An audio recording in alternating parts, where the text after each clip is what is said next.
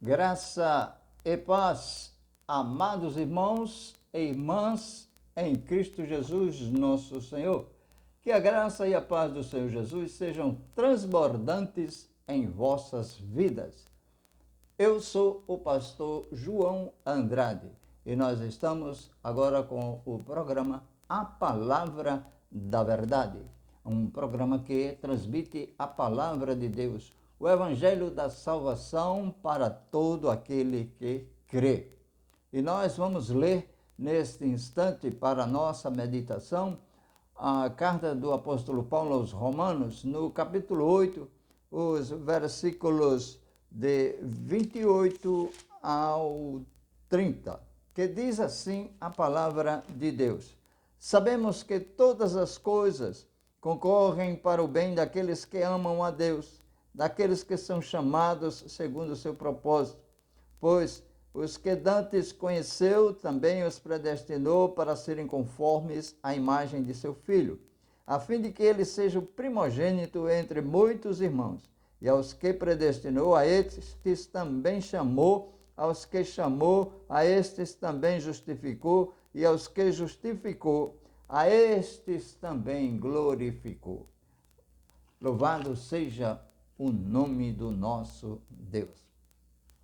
Meus amados irmãos e irmãs, a mensagem para este momento tem por título A Gloriosa Segurança dos Salvos.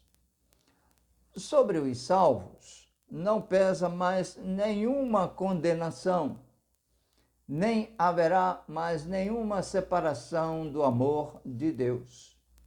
A base para esta certeza maravilhosa é a expressão em Cristo. Em Adão fomos condenados, mas em Cristo não há condenação alguma. No versículo 1 aos Romanos, do capítulo 8, não diz nenhum erro, nenhum fracasso e nem mesmo nenhum pecado. Os cristãos caem, cometem erros e pecam. Davi cometeu pecado. Pedro tentou matar um homem com sua espada. Por certo, estes homens sofreram as consequências de seus pecados, mas não sofreram a condenação. Vejamos alguns pontos que sinalizam o caminho da nossa segurança. A convicção segura, o ponto 1, está baseado no versículo 28 que nós já lemos. O apóstolo Paulo aqui, ele inicia o versículo usando um verbo, sabemos, e não esperamos ou supomos. É certeza experimental. Três verdades chamam a atenção no versículo 28. Três verdades. Vejamos uma. Deus trabalha em nós em todas as circunstâncias da vida. A vida é feita de alegrias e lágrimas, prosperidades e perdas. Tudo isso coopera para o nosso bem. Mesmo que algumas coisas sejam más, Deus as transformará em bênçãos, pois as usará para esculpir em nós o caráter de Cristo. O segundo ponto, Deus trabalha para o bem daqueles que o amam. Se o amamos, sabemos que ele toma o nosso destino nas mãos e trabalha para nosso bem. Não há motivo para desespero, dúvida ou ansiedade no coração de quem o ama. Toda boa dádiva e dom perfeito procede dele, de Deus. Deus trabalha segundo o seu propósito e não conforme o nosso querer. Ele tem um plano eterno, perfeito e vitorioso. Esse plano não pode ser frustrado, jamais. Deus o levará a cabo, ou seja, levará à risca e será cumprido. Não existe acaso para nós, os salvos em Cristo Jesus, nosso Senhor. Nossa vida, nosso futuro e tudo que nos diz respeito estão sob o total controle do Senhor Deus. Propósito eterno. Lá nos versículos 28 e 29, nós podemos entender o eterno propósito de Deus, que não é nos fazer ricos e famosos, mas santos, isto é, parecidos com Jesus. Conforme está aos Efésios, do capítulo 4, versículos 12 e 13. Com vistas ao aperfeiçoamento dos santos, para o desempenho do seu serviço, para a edificação do corpo de Cristo, até que cheguemos à unidade da fé e do pleno conhecimento do Filho de Deus, à perfeita varonilidade, à medida da estatura da plenitude de Cristo. Amados irmãos, não é apenas nos salvar, né? Não, mas nos transformar à imagem de Jesus. O plano de Deus é isso. Não é apenas nos salvar, mas é nos transformar parecidos com Jesus. Nosso destino não é apenas a glória, mas a semelhança ao Rei da Glória, estabelecido ao fim último do eterno propósito divino. O apóstolo Paulo passa a tratar dos 5 elos da corrente dourada desse propósito. A presciência, no versículo 29, Deus nos amou desde a eternidade, a predestinação, no versículo 30. Foi Deus quem escolheu incondicionalmente e não nós a Ele. Cremos porque Ele nos escolheu e não porque previu que iríamos crer. O chamamento do versículo 30. O eleito por Deus ouve as suas palavras, conforme está lá em João, no capítulo 8, versículo 47, que diz: quem é de Deus, ouve as palavras de Deus. Por isso, não me dais ouvidos, porque não sois de Deus. São os ímpios, as pessoas que vivem longe dos caminhos do Senhor, que não dão ouvidos ao que Deus fala, por isso não são de Deus. Alguém pode perguntar, e como é que eu vou ouvir Deus? Através da palavra, através de uma mensagem como esta que está sendo proferida.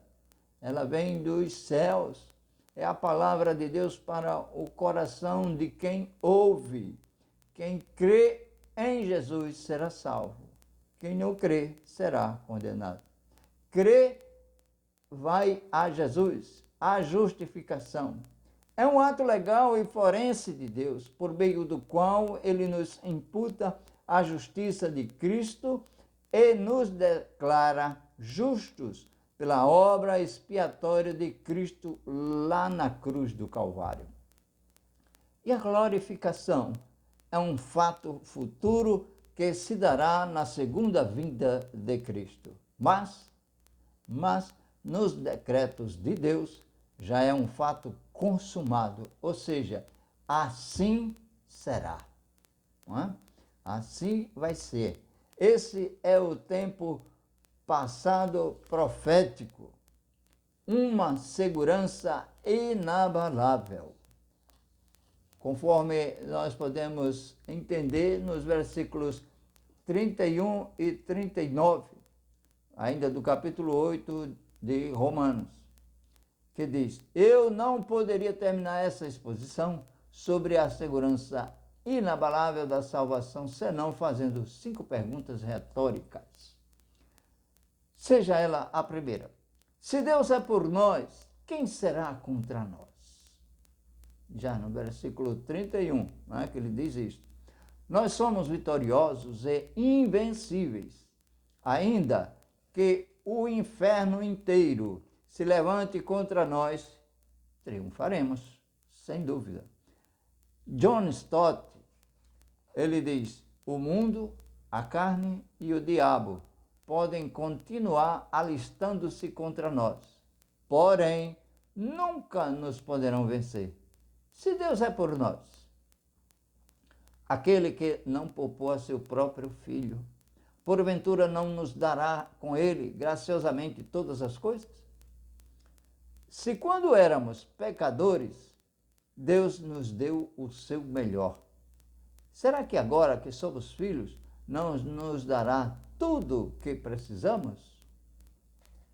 Quem intentará acusações contra os eleitos de Deus, aos salvos em Cristo Jesus, lavados pelo sangue do Cordeiro?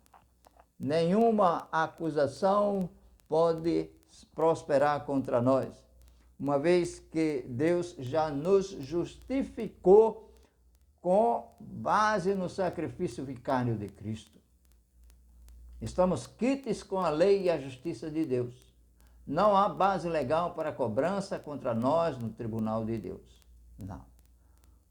Quem condenará os eleitos de Deus? Nosso coração, nossos críticos e todos os demônios do inferno procuram condenar-nos. Porém, essa condenação é sem efeito.